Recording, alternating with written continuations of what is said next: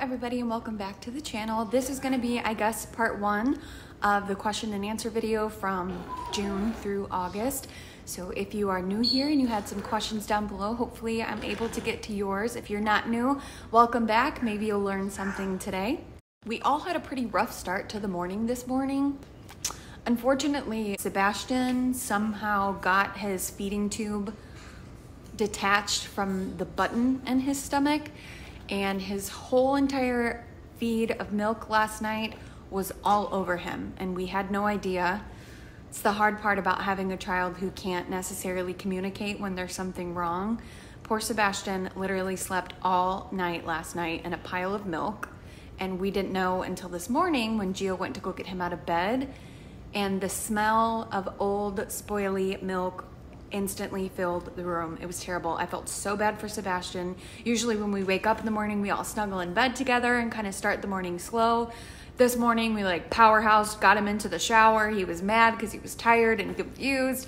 So it was a rough morning for everybody. But after that, it's been a great day. So I'm gonna go ahead and get started. I'm just gonna dive into some of these questions and give you guys some answers. I'm gonna let you say hi to Sebastian really quick so everybody can get their Sebastian fix, and then I'm gonna dive into some of these questions. Say hello. Hi, good job. Hi. Yes, you're so smart. Yesterday we FaceTimed Gio before I was putting Sebastian to bed so Sebastian could say goodnight to Gio. And when I turned the phone to face, so Gio and Sebastian were facing each other on the call, Gio said hi to him, and Sebastian, I swear, he said hi. Like, it was clear as day, probably not intentional, but you never know, and we never know. But it was appropriate in the moment, and it was so beautiful, and we celebrated it, and I couldn't stop talking about it all night long. You said hi to Daddy yesterday. Remember? With your voice and not your hand. You said hi with your words. And it was beautiful. Yeah, hi. Hi, baby. Everybody's gonna want to see you, so I figured we'd show them, right? I told them about your milk this morning, huh? Yeah, that was no fun. No fun. There was milk all inside of his jammies. His little tubie came out down here. Ooh, it was stinky. Remember that? It was stinky. Yeah, all right, let's get started. Okay, one big question that I saw everybody fighting about in the comments is whether Gio and I are married yet. And we actually are not legally married yet. We have been together almost 10 years. But, so the way that insurance works in Illinois, Sebastian gets help through the state and it all goes by income. And so if Gio and I were to get married legally, our incomes would be one, and we would technically make too much money for Sebastian to qualify for services. So he would lose his insurance, and that covers pretty much all of his needs. It's daily stuff, his feeding tube, all of his milk, all of his medicine, every surgery, every appointment, everything is covered mostly by the state. And if Gio and I were to get married, he would lose all of that assistance. So legally, we have not gotten married. At some point, we would love to just have a ceremony with our friends and family and have Sebastian be our little ring bearer, and just have a ceremony even if we don't legally file with a marriage license. And we still talk about doing that. And I think eventually we will, but for now, I don't think that we will be married on paper anytime soon, although we do refer to each other as husband and wife because a piece of paper isn't really going to change anything for us. When I talk about Gio to strangers, I call him my husband. And when Gio talks about me, he calls me his wife because we are committed to each other in that way. And we raise Sebastian with love, and that's, what a marriage is to us. It's not a piece of paper. So we're not married legally, but he's my husband. Somebody asked if you can test when pregnant for CDLS. What they mean is, I think, can you test to find out if your child has CDLS while you're still pregnant with them? We did do certain tests when we were pregnant. I did get an amniocentesis done, but pretty much all that did was let us know that there was a higher level of amniotic fluid, which meant that there was a suspicion of some type of syndrome. But CDLS is not diagnosable until they are born. You can't detect it when the baby is still in your stomach. We did not know that Sebastian had CDLS until after he was born. We knew that he had a heart defect and he would need heart surgery, but we didn't know about anything else until after he was born. Somebody had asked if it's typical for people and children with CDLS to have long... It's getting close to bedtime. He just started crying over here. We just started, buddy. I'm gonna have to go get him and give him some love. If it's common for people with CDLS to have longer eyelashes, and the answer is yes. It's a physical characteristic of having like excessive amounts of hair is one of the physical characteristics. So a lot of the kids, a lot of the boys and girls have like crazy amounts of hair and faux hawk. Sebastian's hair is natural. He was born literally with a faux hawk. And his eyelashes and his big, bushy, beautiful eyebrows, all of that stuff is a characteristic of his syndrome. And most people with his syndrome have the same things. Somebody wanted to know if Sebastian has a wheelchair. He doesn't. He has like a stroller that is technically considered a wheelchair, but do I think that he'll ever be in the place where he will be wheeling himself around? Probably not. And that's just how his brain works. Just the way that his syndrome affects his body and his brain disease, the way that his brain works. I can't say, you never say never. I don't know, but I strongly feel there might not be a time in his life where he's able to push himself around independently. But you never know. Back in business over here. Somebody needed some love over here. It's getting close to bedtime. Somebody wanted to know if we have followed up with Sebastian's eye surgeon yet about whether or not he's gonna need eye surgery, and not yet. We actually see that doctor this Saturday. So 2 days from now, we'll go see that doctor. Also curious if Sebastian was going to have surgery on his testicles or not. We haven't followed up with the urologist yet. I believe that appointment is mid-September. There's actually a chance after meeting with his pediatrician that he might not need that surgery. It is very common for children, for males with CDLS to need that. It's not directly related, but a lot of people with CDLS have had that surgery, is what I'll say.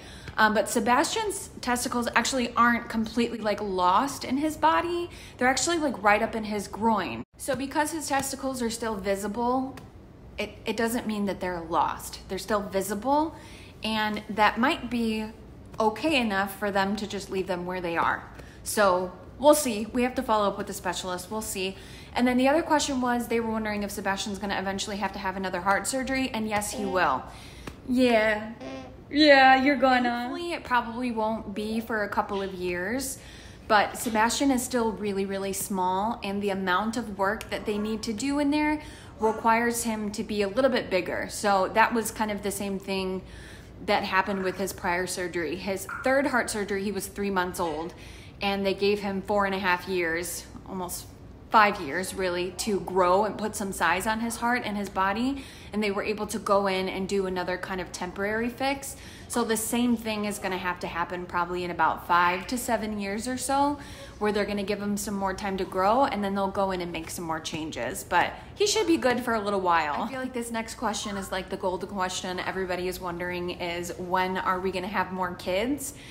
And Gio, sounds so silly saying out loud, but Gio and I are actually planning on going on a vacation in October, just him and I. We usually take one a year just to kind of reconnect with each other.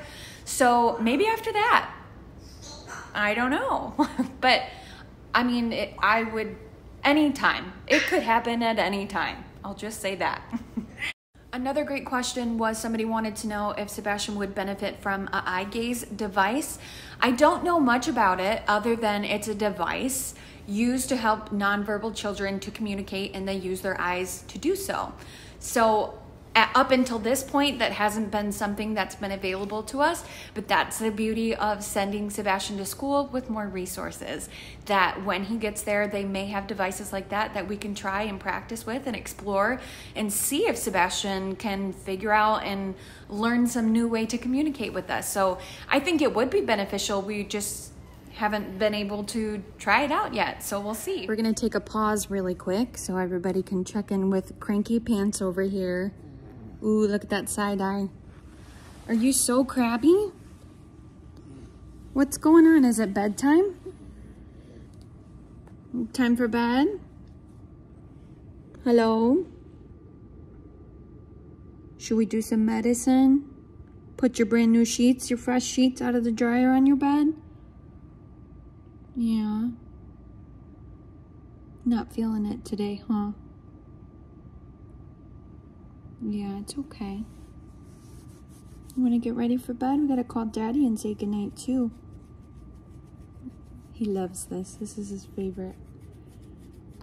Oh, yeah, like a little puppy dog. Don't roast me in the comments for that one. I'm not calling my kid a puppy dog. He just likes his head scratched. Ooh.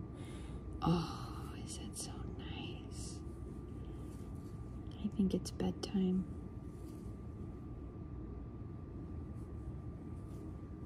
What do you think, mister?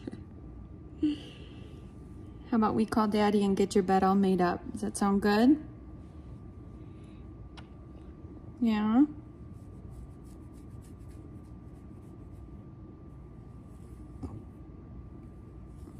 Sweet boy.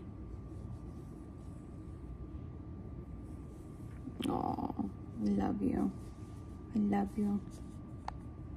I love you. Yeah, I love you. Yeah. I love you so much. What? Look at those lips. Don't you just want to kiss them?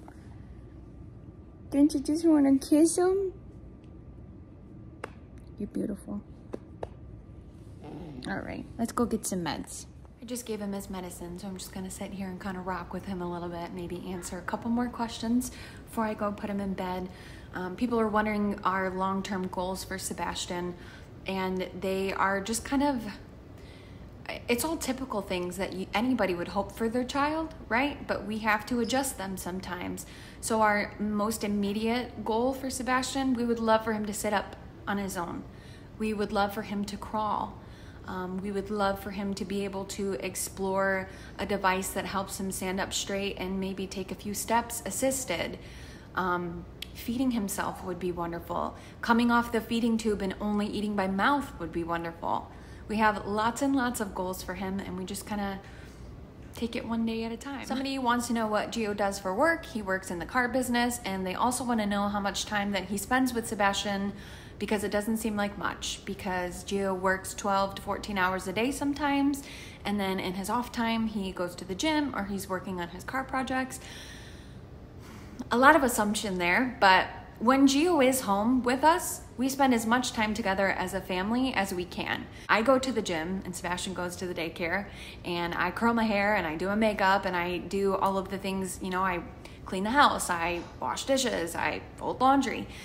Gio and working on his cars and his off time isn't a way to like get away from us. It's just something he enjoys doing. Him going to the gym probably is a way, he loves going to the gym, he always has, but I'm sure it's a way for him to manage his stress from work and home life. It's all fairly healthy over here. There's no like big secrets or animosity or anything like that. I'm not mad about how much Gio works and him choosing to spend time with his cars and go to the gym. So you shouldn't be mad about it. He is a wonderful dad, and when he's home, he is very present and very, very loving towards Sebastian, and you can trust me on that. Okay, somebody else wanted to know if Gio's mom is the only person that we really trust to be a caregiver for Sebastian in times where we go to dinner or go away for a trip, or like the vacation we're planning to take in October. And the answer is yes. She's been there for every big thing that has happened in Sebastian's life. I've trained her on pretty much everything that he would need to be safe and sound. Gio's grandma watches him sometimes for like a couple hours here and there, as well as Gio's aunt. And Gio's aunt took care of him about 2 years ago when we went to Mexico for Gio's sister's wedding. But for the most part, yes, Olga, Gio's mom, is the only person I can leave Sebastian with and have the least amount of anxiety over. She is a huge blessing, and Gio's parents, everybody in the family, loves Sebastian so much, and if they are going to be caring for him, they're going to make sure that they do it, you know, to the best of their ability and ask questions if they need help with something. We're very, very blessed. Okay, I think I'm gonna end it there for now. Sebastian, he's gotta get in bed. It's already 6:30. We gotta make his bed and all of that stuff and get him all tucked in. He's getting a little impatient with me. The last question that I'll answer, somebody wants to know how Sebastian is gonna sit in school. And funny you should know, that was actually the first question I asked them when we got there. I'm like, so all of these seats that these children are sitting in, did they come from home or does the school provide them? Because we don't have anything like that. And we can get one through insurance or through the school. So he will have like a nice little assisted seat that he'll be able to sit in while he's at school. I know that there are still a ton of questions that I will try to maybe get to tomorrow or Saturday. Again, Sebastian does have a doctor's appointment on Saturday, so I'm sure I'll do a follow-up then and answer some more questions. Hopefully get to be able to spend a little bit more time with you guys.